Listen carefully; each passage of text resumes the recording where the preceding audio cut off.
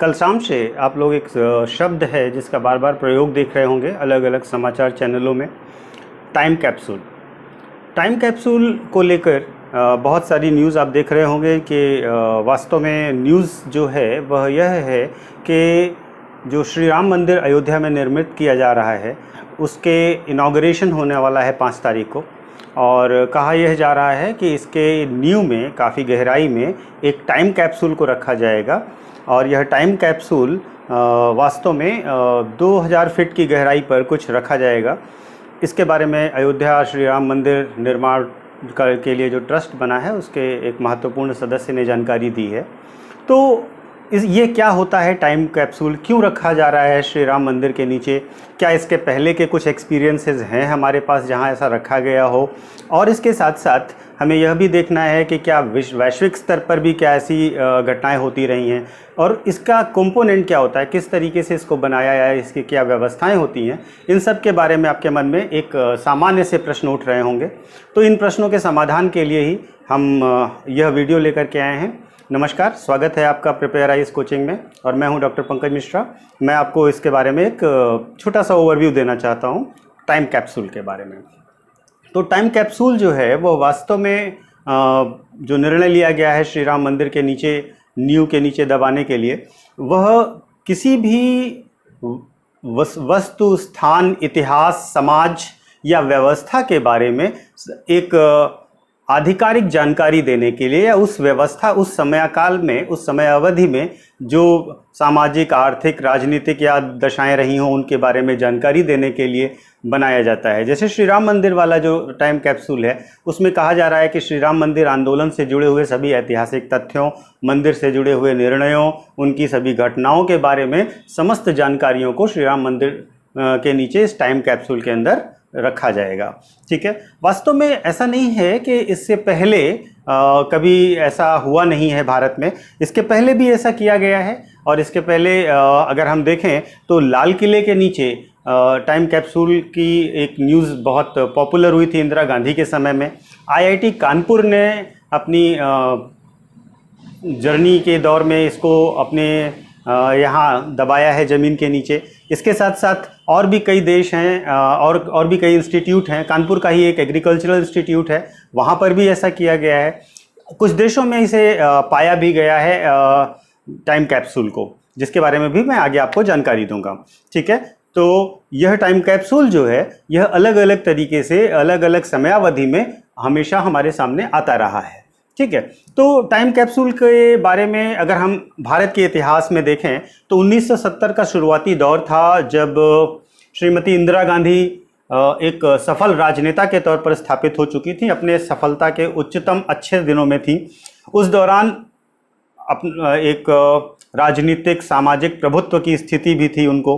तो उन्होंने यह निर्णय लिया कि वो एक टाइम कैप्सूल लाल किले के नीचे दबाएंगी, जिसमें आज़ादी के 25 साल का इतिहास दर्ज किया जाएगा।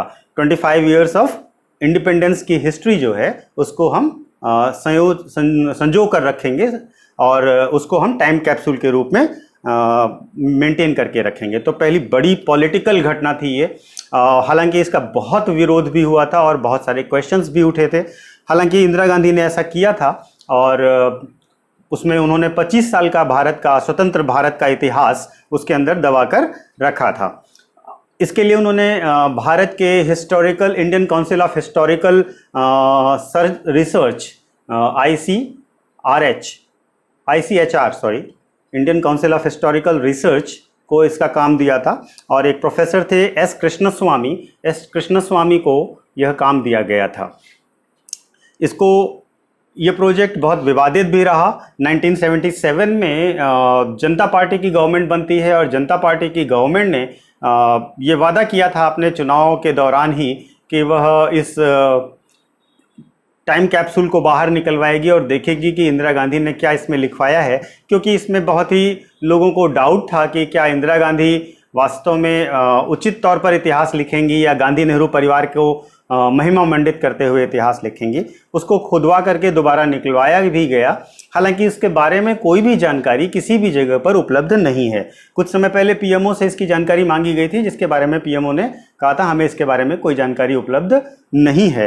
हालांकि टाइम कैप्सूल को लेकर के प्रधानमंत्री नरेंद्र मोदी के साथ भी विवाद है।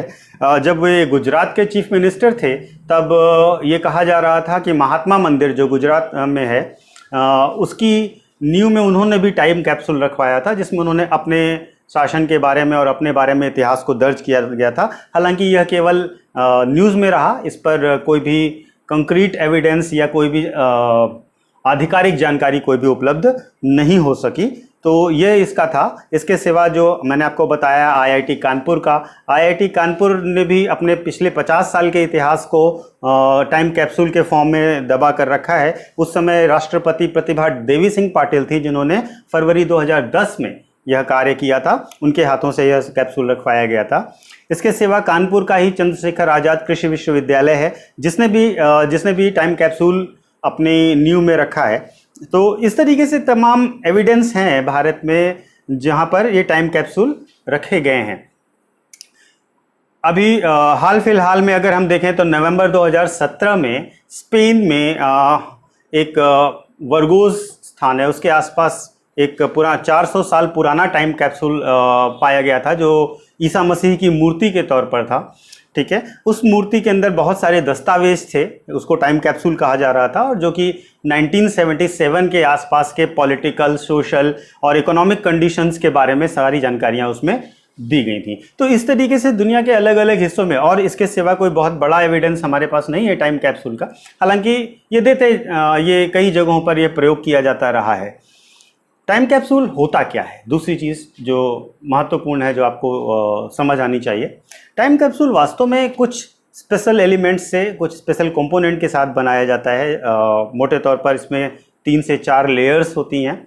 कॉपर की लेयर होती है, स्पेशल कॉपर की लेयर होती है, उसको ज़मीन के अंदर काफ़ी गहरे में दबाया जाता है जिससे वो किसी भी प्रकार की वेदरिंग इफेक्ट से, किसी भी प्रकार के डिफॉर्मेशन से बचा रह सके, और ये माना जाता है कि ये बहुत लंबे समय तक सुरक्षित और संरक्षित रहता है। तो एक प्रकार से अगर हम किसी पिछले समय की जो 40, 50, 100, 150, 200 साल पहले की सामाजिक व्यवस्थाएं रही हों, उस समय काल में क्या होता रहा है, क्या राजनीतिक व्यवस्थाएं रही हों, उनको अगर हम आगे आने वाली पीढ़ियों को उसके बारे में जानकारी देना चाहते हैं तो टाइम कैप्सूल की मदद ली जाती है। ये एक प्रकार से अपने इतिहास को अपने भविष्य के लिए संरक्षित रखने का प्रयास है, और इसी प्रकार से इसको बनाया जाता है। ठीक है, तो मेरे ख्याल से आपको इसके बारे में सारी जानकारियाँ मिल गई होंगी, क्या है, कैसे है, क्यों रख रहे हैं और क्या इसके फ़ायदे होंगे। तो ये था आज का आपके लिए एक सामान्य ज्ञान का विषय। धन्यवाद।